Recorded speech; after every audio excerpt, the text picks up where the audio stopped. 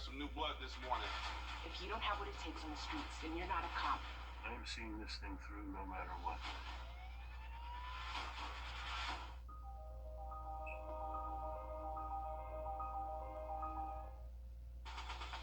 From the station that's on your side, this is News 12, First at 5.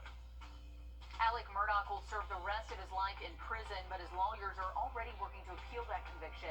We have more on the trial coming up live at 5.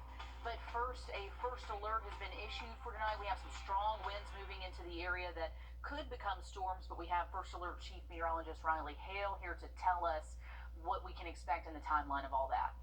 Yeah, Laura, we are keeping an eye on severe by this wind. We'll have much more on the severe weather threat the rest of the day in just about 10 minutes.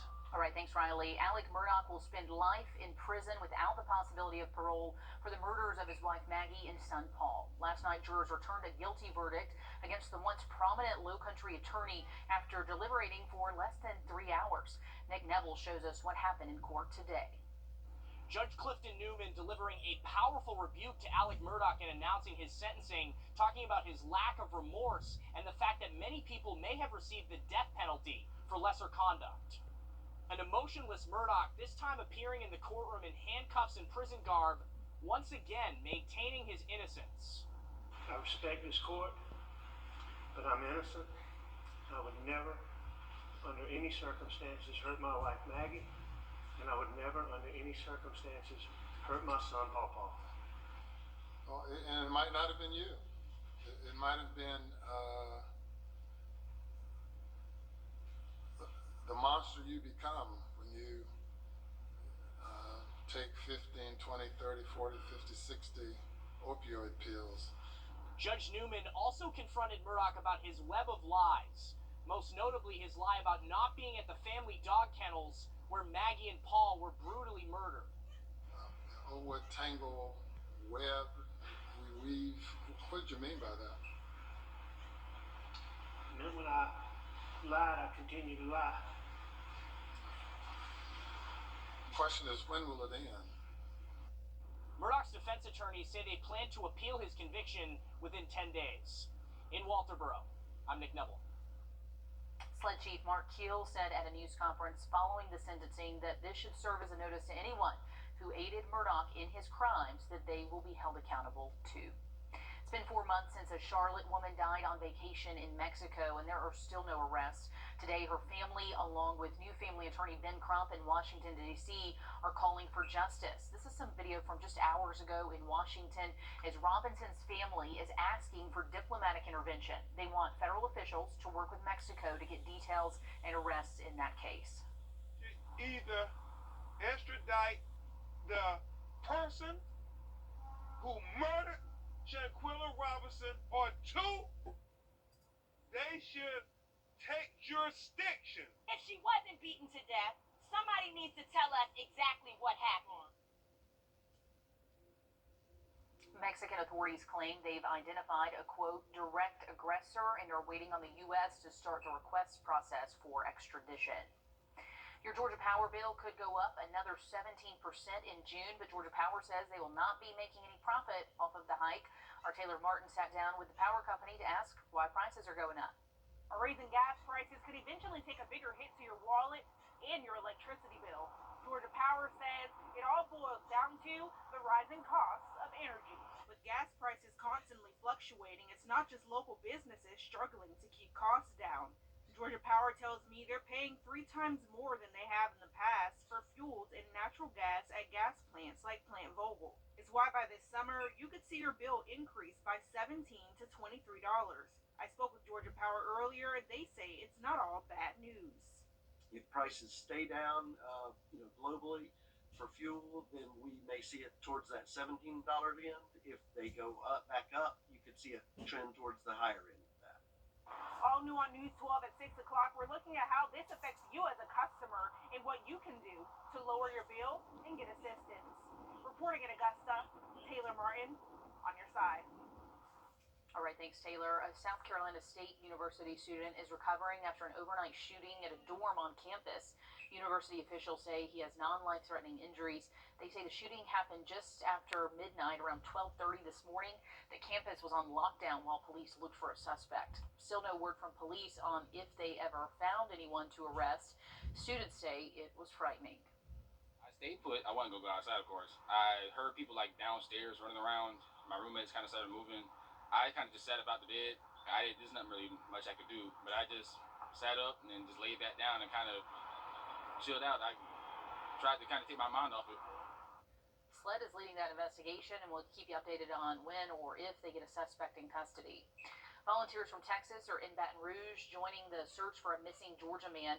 The nonprofit search group got to Louisiana this morning, and crews say they're looking far beyond where Nathan Miller was last seen a week ago.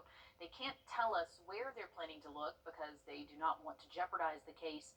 Members from the team say they will stay as long as they are making progress and getting new leads.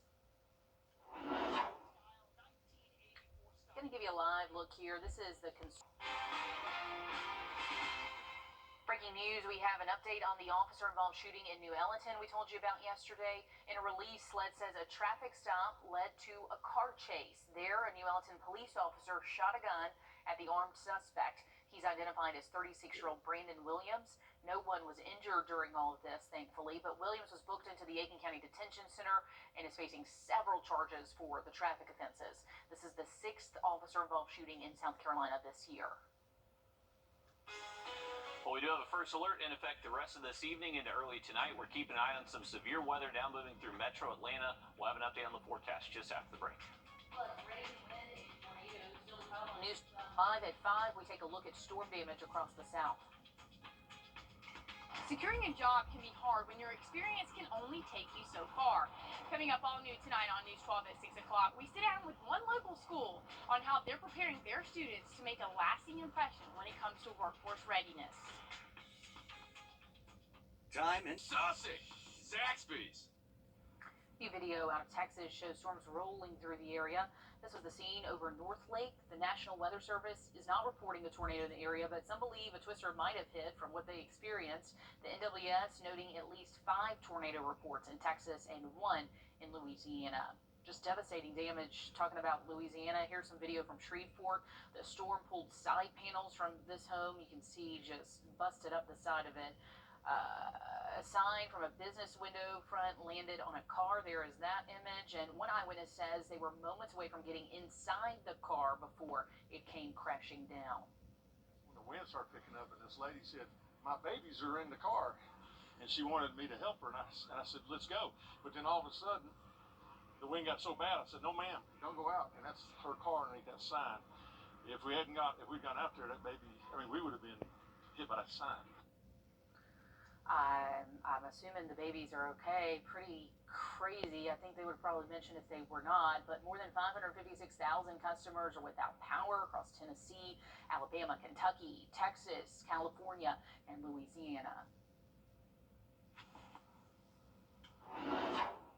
Going to take a live look now over Atlanta from our sister. Hang on the warm temps at least through Wednesday. I'm going to toss things over to First Alert meteorologist Anthony Carpino with more on how you can track this weather on our app.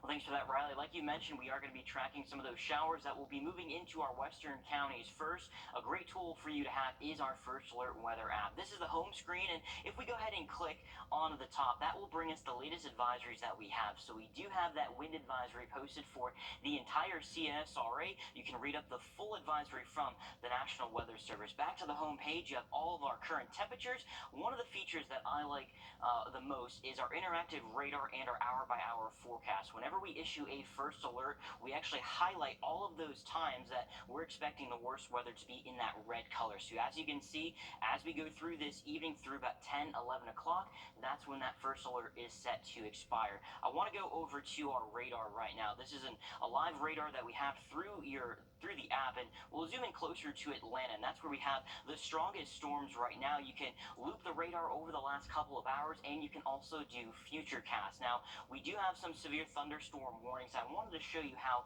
you can get this to pop up on your screen. So if you see these little circles down here, the 3 little dots, go ahead and click on that. A screen will pop up on the bottom of your phone, and then I want you to click on alerts. That's this little template here, and you can click on tornado/severe, and that will show us all the active watches and warnings. We do have that tornado watch in that light yellow, and then those severe thunderstorm warnings in that polygon of orange. So a lot of tools that you can use on the interactive radar. That was one out of many.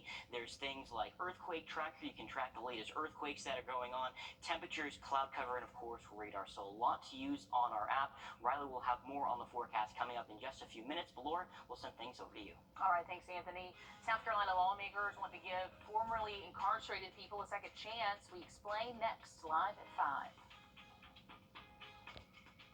News 12, voted best weather coverage by the Georgia Association of Broadcasters. People ask me, what makes the Eichholz law firm different? It's our commitment to serving this community. We offer local expertise because this is our home. You can trust us because you know us.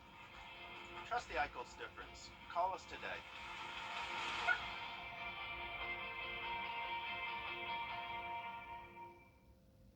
Dinosaurs to all nines. If you need someone to fight for you, Call George Sink.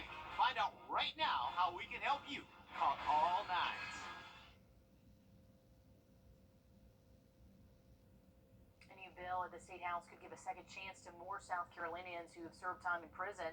Supporters say it would also help fill more open jobs in state government. State House reporter Mary Green has the details. This bill, filed by Democratic Senator Darrell Jackson of Richland County, is officially named the Workforce Opportunity Act. But the concept behind it is one people might be more familiar with, called banning the box. It was kind of discouraging to walk out of prison and ready to go to work and start your life over when people are telling you you are not good enough to work for them.